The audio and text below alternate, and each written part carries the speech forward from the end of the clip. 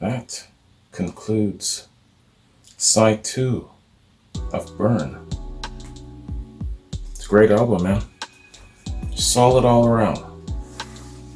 Every single track is excellent, man. Burn on side 1 for sure. Mistreated on side 2 for sure.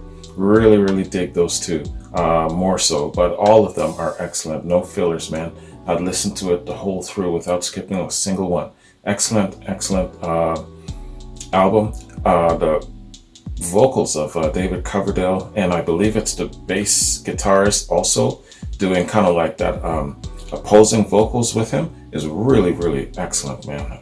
Crisp, clear, good subject matter they're singing about, excellent delivery, they really lean into it. Yo, fantastic. No, they're not exactly Ian Gillan.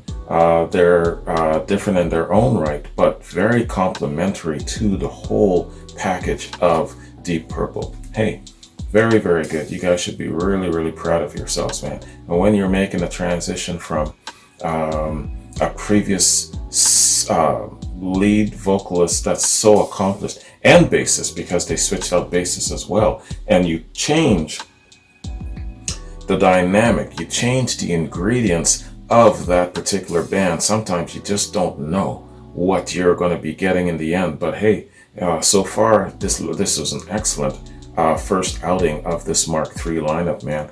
And I'm really looking forward to delving more into them. Now, I don't know specifically how long this Mark III lineup went on for, and I don't know who was switched out, making it Mark IV. I know that Tommy Bolin was incoming in the Mark IV lineup, but I gotta get a little bit more input as to how long this Mark III lineup went and what were the circumstances for its switching out. Because Deep Purple, I know they've got definitely a history of kind of now, how does this go again? Let me Mark I featured Rod Evans. Mark II featured Ian Gillan. Mark III featured Coverdale, and Mark IV featured Tommy Bolin. So if I got that right. But yeah, I gotta kind of get a little bit more detailed info on my Mark lineups, why they switched out, what happened, what was the relationship like, and how did it affect the music, all of that sort of detail. But if you're sitting on some really good Deep Purple history, fill a brother in, man. You know, it'll save me a lot of research and reading. So that's what's great about the whole community thing. So let's do this, man. Let's do a little background. See what Wikipedia has to teach us in regards to this lineup and this excellent album, man. Bear with me here, man. I'm just going to... okay, Wikipedia page. Yeah, so they got like about 4 paragraphs. Not a lot, but we'll read it, man. Burn. So, Burn is the 8th studio album by English hard rock band Deep Purple, released in February of '74. This was the first Deep Purple album to feature then unknown David Coverdale on vocals and Glenn Hughes from Trapeze on bass and vocals. Recording. The album was recorded in Montreux, Switzerland in November of '73 with the Rolling Stones Mobile Studio. With the addition of David Coverdale and Glenn Hughes, Purple's hard rock sound became more boogie-oriented, incorporating elements of soul and funk, which would become much more prominent on the follow-up album, Stormbringer. Hughes participated in songwriting, but wasn't given credit due to unexpired contractual obligations. However, the 30th anniversary edition of the album included Hughes in the credits for all the tracks except Sail Away, Mistreated, A200, and the bonus track, Coronarius Reddick. Did I read that right, man? Coronarius Reddick, yeah. Release and reception. Burn hit number 3 in the UK albums chart, number 9 in the US Billboard 200, and reached number 1 in 4 European countries. Eduardo Rivadavia of AllMusic wrote in his review, quote, "The phenomenal title track starts things off at full throttle, actually challenging the seminal Highway Star for the honor of best opener to any Deep Purple album, while showcasing the always impressive drumming of Ian Pace." You got that right, man. "The fantastic slow boiling blues of Mistreated's greatness qualifies it for the highest echelons of hard rock achievement, and therefore ranks as an essential item in the discography of any self-respecting music fan," unquote. See, Eduardo, you're just like me, man. His two favorite songs on this album were my two favorite songs as well. In 2004, Burn was remastered and released released with bonus tracks.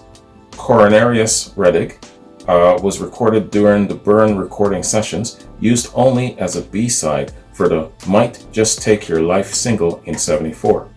It appears as a bonus track in remixed form on the Anniversary Edition re-release. The 2004 remix version of Burn was later used in Guitar Hero Warriors of Rock. In 2005, an unauthorized documentary about the album was produced as part of the Ultimate Critical Review series.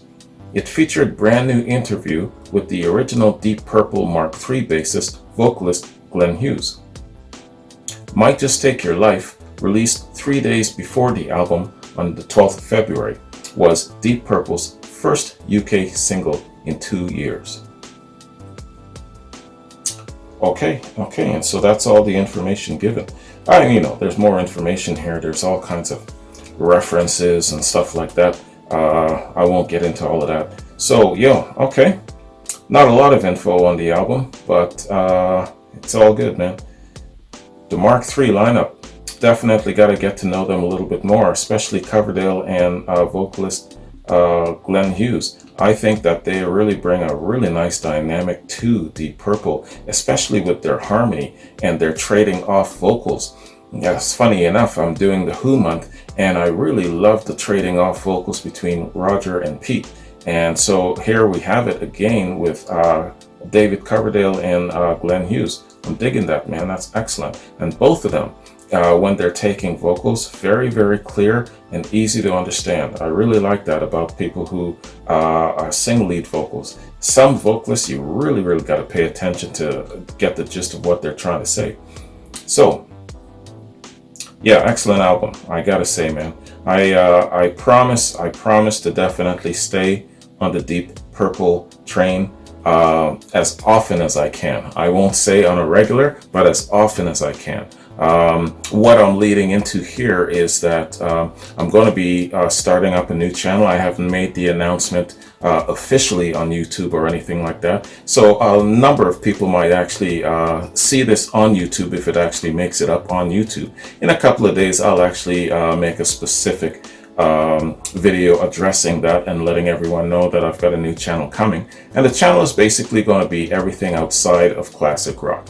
And I say everything very, very constructively and guarded. I'm not going to be doing reactions to any kind of teeny bopper nonsense or any kind of gangsta rap or death metal or anything like that. Nothing way the hell out there. I still want it to somehow have cultural and social significance. I still want the reactions to still have a social community element where everyone is enjoying it. It isn't just someone's selfish appetite being satisfied alone. You know what I'm saying? So that new channel is coming, and I'll get into that a little bit more.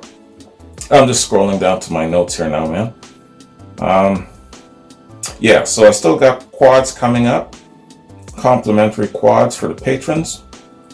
Want to get as much of those out of the way as possible so that when the new channel comes, I'm not bogged down with doing a whole bunch of quads. And making a few changes where it comes to quads for patrons. More on that later, and I'll be more specific with the patrons as I go along.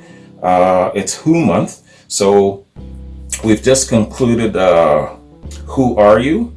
And I just finished doing a complimentary quad of some really excellent live stuff from The Who. So going on to the next Who project, it'll more than likely be an album reaction followed by another complimentary quad, and then by then that's the end of the month. So I'll be hitting the Isle of Wight, and then the 9/11 benefit concert, and that'll conclude Who month.